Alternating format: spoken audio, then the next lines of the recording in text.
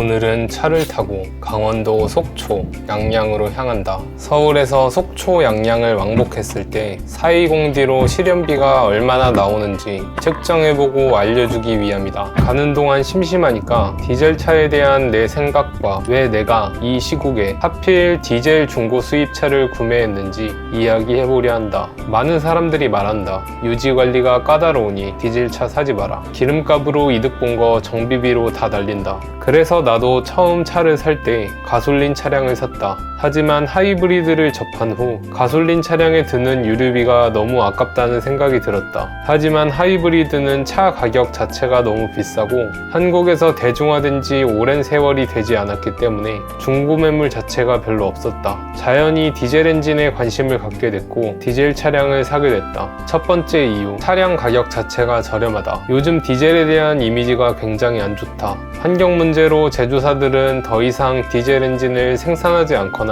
대폭 줄이는 추세다. 거기에 유지관리도 까다롭고 DPF 터지면 큰돈 나간다는 이야기들도 많다. 게다가 내가 이 차를 샀던 2023년 1월 당시는 코로나 여파로 경유 가격이 휘발유를 역전했던 시기였기에 디젤 차량의 인기는 더더욱 좋지 않았다. 디젤 차량의 인기가 급감하고 하이브리드의 인기가 치솟았다. 반면 2010년대엔 지금보다 디젤이 훨씬 인기가 많았고 그만큼 신차로도 디젤 비중이 꽤 됐다. 중고시장에 디젤 차량의 공급은 많은데 수요는 적어진 것이다. 자연히 디젤 중고차의 가격 하락으로 이어졌다. 디젤차는 신차가가 가솔린보다 비싸다. 근데 당시에 디젤차가 가솔린차보다 중고가가 더 저렴해졌다. 지금이 중고 디젤차의 저점이다 라고 생각한 나는 과감히 저가 매수했다. 더 비싼 물건을 더 싸게 살 수 있다? 안 살 이유가 없다. 두 번째 이유, 유류비가 저렴하다. 하이브리드를 한번 타보니까 더 이상 돈 줄줄 새는 가솔린 차량을 타고 싶다는 생각이 싹 사라졌다. 중고차 폭탄이 무섭다고 하는데 제일 무서운 건 막히는 시내에서의 가솔린 차량 연비였다. 내가 이 차를 살 때는 경유가 휘발유보다 더 비쌀 때라 디젤 메리트도 끝난다는 말이 많았지만 나는 당연히 이건 일시적인 현상이고 금방 정상화될 거라고 생각했다. 지금은 다들 알다시피 다시 경유가 저렴해졌고 단순 기름값뿐 아니라 연비 자체도 가솔린보다 월등히 뛰어나서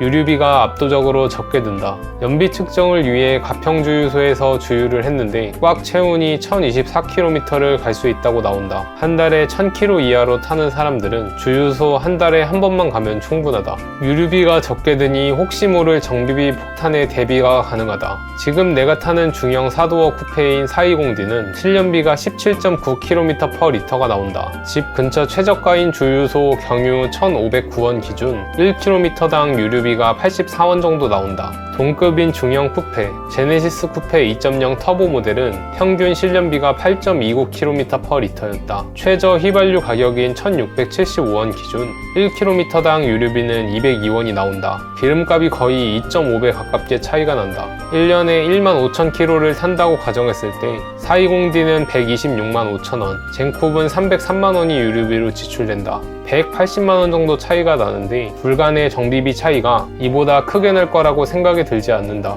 고장 무서워서 국산 가솔린 탄다는 사람들 많은데 수입 디젤 타는 게 경제적으로 훨씬 낫다. 그리고 국산차도 똑같이 고장난다. 수입차가 수리비만 좀 더 비쌀 뿐이다. 2,800만원 하던 거 1,800만원에 사는 건 안 아까워하면서 6,000만원 하던 거 1,500만원에 사서 수리비로 300 쓰는 건 왜 그렇게 무서워하고 아까워하는지 모르겠다. 국산 준중형 차였던 포르테쿱 1.6 GDI는 평균 실연비가 10.29km/L였고 1리터당 162원이다. 차급도 낮은 전륜구동 차량인데 420D의 2배 수준이다. 국산 하이브리드이자 국내 판매되는 차량 중 가장 연비가 좋은 차량인 아이오닉 하이브리드는 20.85km/L였고 1km당 80.3원으로 420D와 거의 동일 수준의 유류비가 지출되었다. 하이브리드급 유류비라는 뜻이다. 내 차가 쿠페라서 그렇지 일반 세단인 320D는 이보다 연비가 더 좋다. 이렇게 좋은 디젤을 안 탈 이유가 없다.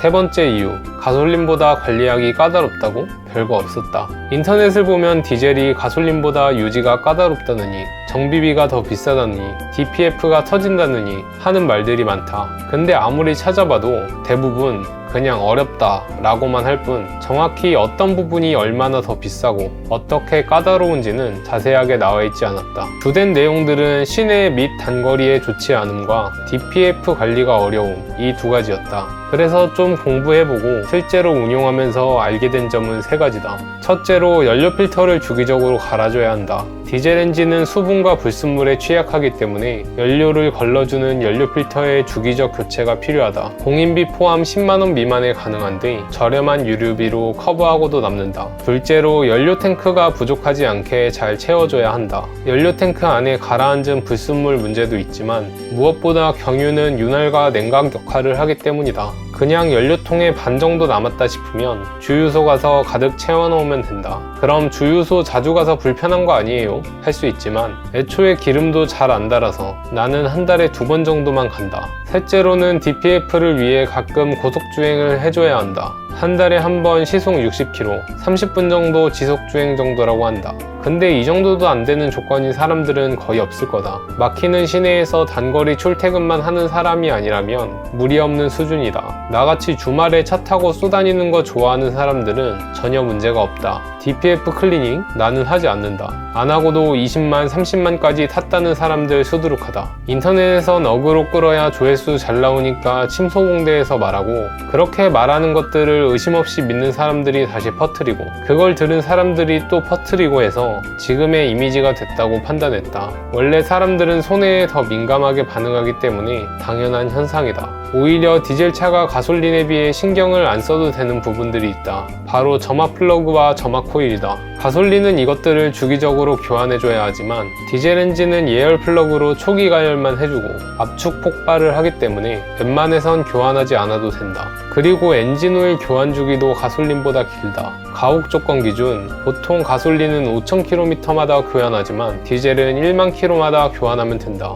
자연히 엔진 오일 교환 비용도 절약된다. 네 번째 이유, 뛰어난 내구성. 디젤차 하면 관리가 까다롭다는 이미지 때문에 내구성도 안 좋을 것 같지만 엔진 자체만 보면 내구성이 더 좋다. 가솔린보다 압축비가 높기 때문에 엔진 자체도 훨씬 튼튼하게 만들어졌다. 그래서 디젤 차량의 신차가가 가솔린보다 더 비싼 것이다. RPM도 가솔린보다 훨씬 낮고 연료 효율도 뛰어나서 엔진에서 열이 적게 발생된다. 고속도로를 달려도 평균 RPM이 2000을 넘지 않는다. 엔진 내구성의 가장 중요한 부분 중 하나가 열이다. 그만큼 엔진이 받는 부하가 훨씬 적다. 그리고 정비사분들 말 들어보면 BMW는 디젤 엔진이 좋다는 의견을 많이 듣기도 했다. 물론 디젤 엔진은 환경규제 문제로 DPF, EGR 등 부속품들이 많이 들어가고 이런 부품들이 문제를 일으킬 가능성이 있다. 이건 가솔린 대비 확실히 리스크인 점은 맞다. 다만 생각만큼 쉽게 고장나지 않고 다른 부분에서 오는 메리트도 있기 때문에 기대 확률을 생각했을 때 이득이 더 크다고 판단했다. 설사 고장나더라도 유류비 아낀 돈으로 커버하고도 남는다. 아까 말했다시피 동급 국산 가솔린 차량에 비해 유류비가 2배 이상 저렴하다. 다섯 번째 이유, 소음이 거슬린다? 난 안 거슬린다. 디젤하면 꼭 빼놓지 않고 등장하는 단점이 소음과 진동이다. 그래서 비하하는 단어가 뒷달, 디젤 딸딸이란 뜻이다. 물론 디젤차가 딸딸거리긴 하는데 난 신경도 안 쓴다. 오히려 아이오닉 하이브리드 탈 때 정차 시 가끔 엔진 돌아갈 때가 훨씬 시끄럽게 느껴졌다. 어디 고장난 것처럼 시끄러워서 잠깐 세워놓고 서 있으면 문제 있는 차 같아서 창피할 정도였다. 달릴 때는 가솔린이나 디젤이나 동급 차량이면 큰 차이 없고 나도 소리에 꽤 예민한 편이지만 디젤 엔진 소음이 거슬린다는 이야기는 가솔린 탈 때부터 공감이 가지 않았다. 디젤이 싫어서 그냥 트집 잡는 사람들도 분명히 꽤 많을 거다. 원래 뭐 하나 밉보이면 다른 것들도 다 밉보이는 게 사람 이치다. 유튜버들도 나락 한번 가면 그거랑 관련 없는 다른 부분들도 다 끌고 와 까이는 거 보면 알 수 있다. 딸딸거리는 게 쪽팔리다는 비아냥도 종종 들을 수 있는데 차에 관심 많은 사람들이야 디젤인 거 알겠지만 차에 관심 없는 일반적인 사람들은 차에 태웠을 때 디젤 엔진 소음조차 인지하지 못하는 경우가 많다. 군대에서 휴가 나갈 때 군복 칼각 잡고 군화 불강내도 군인끼리만 알아보지 민간인들은 모른다는 거랑 비슷한 이치가 아닐까 싶다. 요약하자면 현재 디젤 차량은 실제 가치에 비해 이미지가 매우 안 좋고 그로 인한 수요 공급의 불균 불균형이 디젤 차량의 가격을 떨어뜨려 개꿀 가성비가 되었다. 좋은 것이든 안 좋은 것이든 다 적정 가치가 있다. 좋은 것이라고 한도 끝도 없이 좋은 게 아니고 안 좋은 거라고 밑도 끝도 없이 안 좋은 게 아니다. 엔비디아가 AI 열풍으로 주가가 폭등했지만 적정 가치보다 주가가 비싸지면 거품이 꺼지며 가격이 떨어지는 거다. 니콜라가 수소트럭 개발도 안 해놓고 언덕에서 가짜 트럭 굴려서 사기 기업이라고 망했다 해도 적정가보다 낮아지게 되면 언젠가 제 가치를 인정받고 주가가 오르게 된다. 디젤 엔진은 분명 요즘 추세에 맞지 않는 엔진이다. 하지만 사람들이 생각하는 가치가 실제 가치보다 낮다고 판단해서 디젤 차량을 구매하였고 매우 만족하며 타고 있다. 다음 차도 디젤 차를 사고 싶을 정도다. 하지만 그때는 디젤 차가 다들 너무 구형일 가능성이 있어서 전기차나 하이브리드를 살 수도 있다. 확실한 건 가솔린 차는 안 살 것이라는 것이다.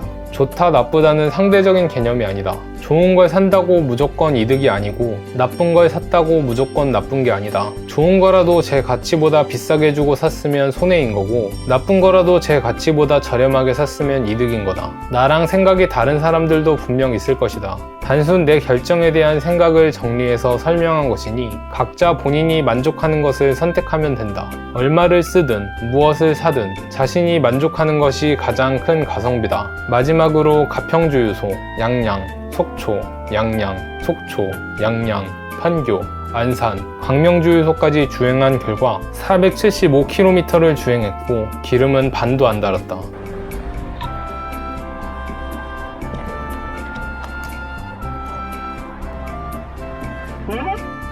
결제 수단을 선택, 거래처 카드를 입력해주세요. 원하시는 주유 금액이나 주유량을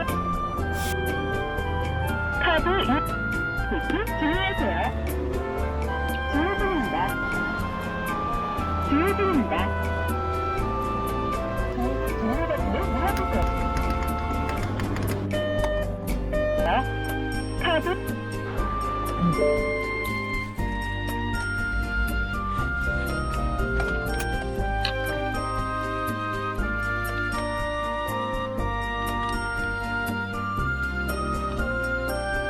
풀투풀 평균 연비가 21.18km/L가 나왔다. 막히는 구간도 많았지만 고속주행 구간이 더 많았어서 무지막지한 연비가 나와버렸다. 고속 중심으로 다닌다면 하이브리드보다도 연비가 잘 나온다. 하이브리드는 고속에서 계속 엔진이 돌아가기 때문에 상대적으로 덜 효율적이다. 420D는 디자인, 운전 재미, 유지비 등 모든 측면에서 단점이 없는 육각형 차라는 생각이 든다. 내 생활 패턴 안에서는 더할 나위 없는 차다. 벌써 1년 반이나 탔는데 아직까지 질리지 않고 재미있게 타고 있다. 한 차당 평균적으로 1년 반도 타지 않았었는데 420D는 아직까지 탈 때마다 신선하고 짜릿하다. 이 차 안 타봤으면 운전의 재미가 뭔지 평생 모르지 않았을까 싶을 정도로 이 차를 타게 돼서 다행이라는 생각이 들었다. 누군가 한번 타볼까? 고민한다면 주저없이 추천해주고 싶은 차량이다. 처음 차에 앉아 핸들 돌리고 유턴했을 때 그 감각이 아직까지 잊혀지지 않는다.